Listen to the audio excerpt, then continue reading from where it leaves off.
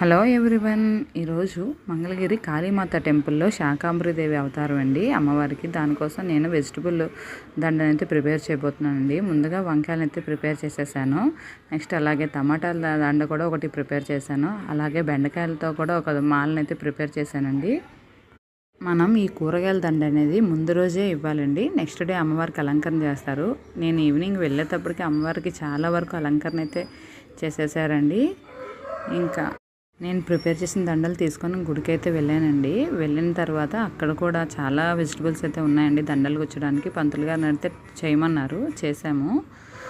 So next day వెళ్ళామండి. Morning వినాయకుడికి ఫుల్గా కూరగాయలతో అయితే నింపేశారండి. సుబ్రహ్మణ్య స్వామిని కూడా, అమ్మవారిని కూడా చక్కగా అలంకరించారని చూడండి. నేను చేసిన వంకాయల దండ అండ్ టమాటాల దండ శివలింగం చుట్టూ పెట్టారండి.